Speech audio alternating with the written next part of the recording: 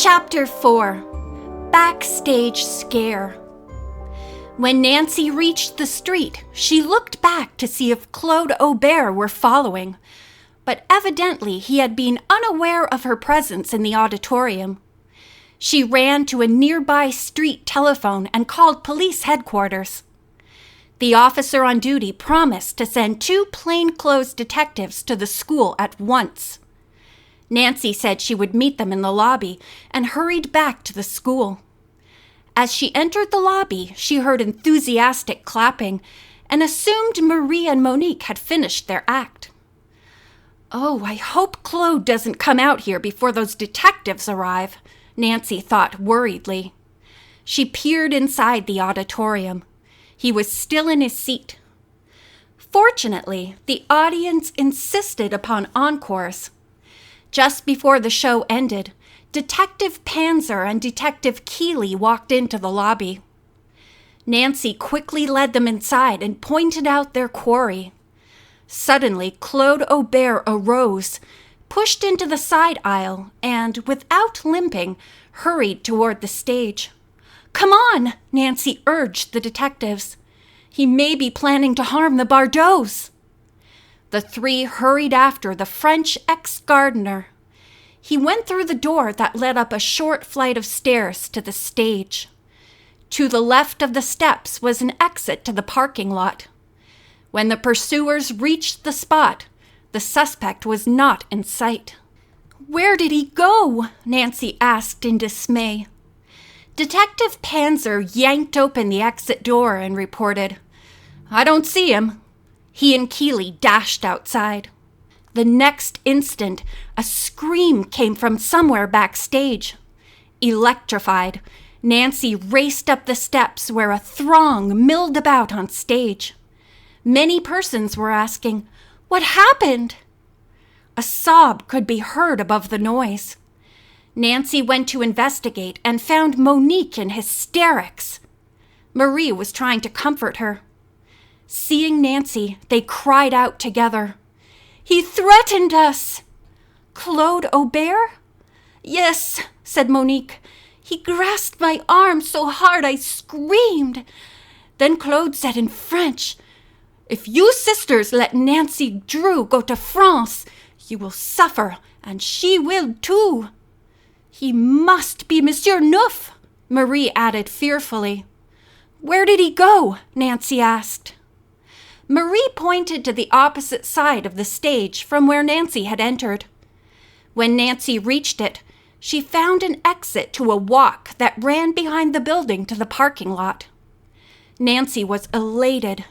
Mr. 9 was trapped. The walk ran between the school and a high concrete wall.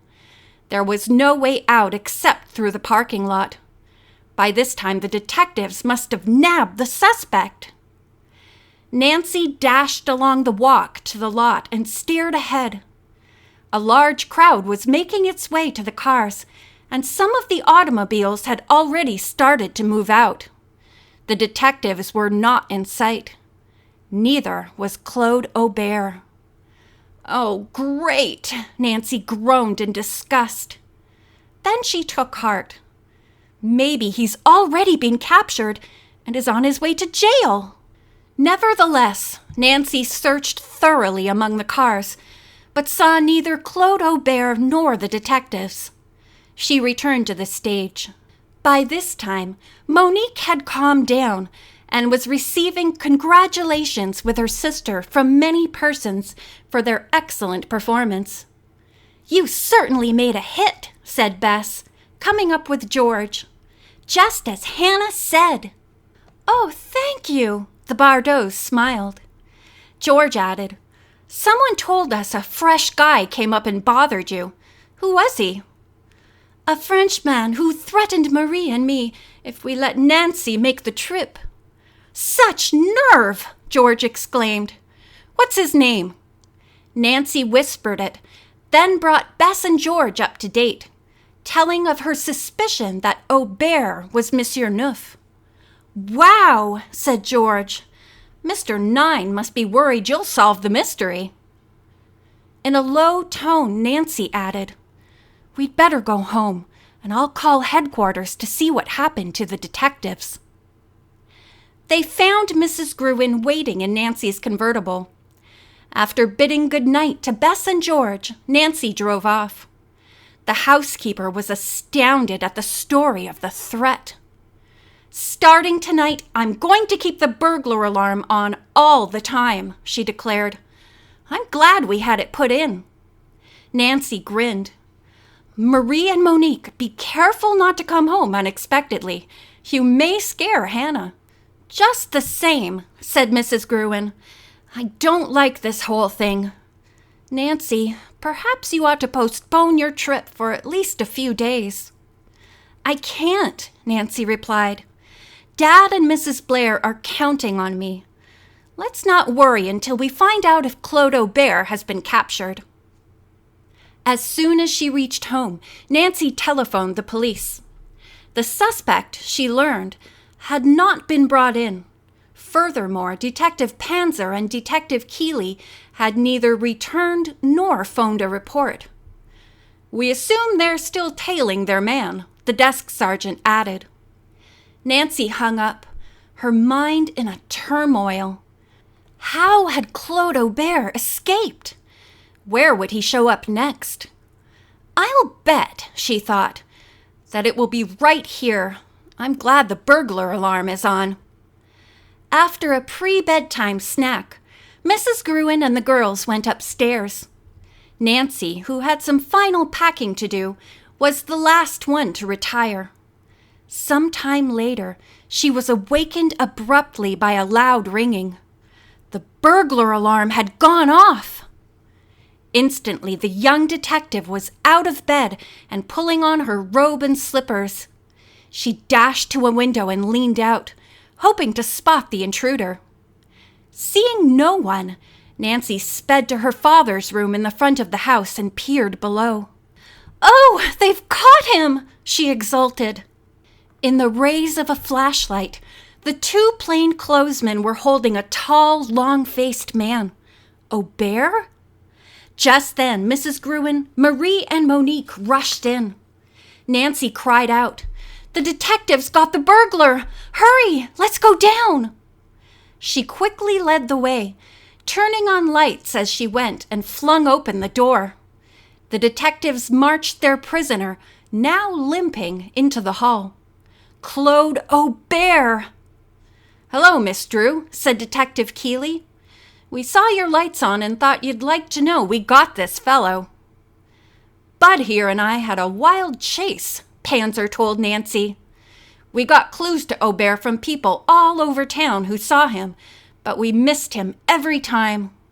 We figured he might come here, so Bud and I hid near your house and waited. We let him try to jimmy the window, then nabbed him red-handed." Nancy expressed the theory that the fugitive had eluded them at the school by running in front of the stage curtains, jumping from the platform, and mingling with the crowd leaving the auditorium. The policeman agreed. "That's why we all missed him," said Detective Keeley. The prisoner was prodded into the living room. His black eyes glared malevolently at the three girls. The man's lips moved, but no intelligible sounds came through them. A quick search of his pockets by Keeley revealed no passport or other identification. As soon as Mrs. Gruen and the girls were seated, Detective Panzer ordered, "Okay, Aubert, talk. Tell everything from the beginning. Why and how did you sneak into this country, and under what name?" Silence.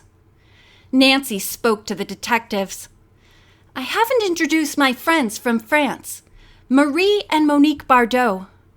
Perhaps they can act as interpreters." "Good idea," Detective Keeley agreed. Marie was spokesman. She relayed questions from Nancy and the police to the prisoner about the threatening letters to Mrs. Blair and the Drews, the helicopter ride, the faked illness in front of Nancy's car, and his inconsistent limping. No answers from Aubert. Finally, Detective Panzer said, "We'll go now. A night in jail may loosen this man's tongue. He'll learn he can't run around threatening people." After the men had left, Mrs. Gruen said, "We should all be thankful that awful man is in custody. Nancy, you, Bess and George can go to France with nothing to worry about." Nancy merely smiled. She was not so sure. The group exchanged goodnights again and retired. Soon Nancy began to dream. She kept chasing after a man who carried a large sign reading, "Beware Monsieur Neuf." Then a great crowd of people in old-fashioned costumes came swarming from the ruins of a chateau. They carried large bells, which they were ringing lustily. Suddenly the dream ended. Nancy was wide awake. Bells! Bells! Then she realized what was happening. The burglar alarm had gone off again. End of chapter 4.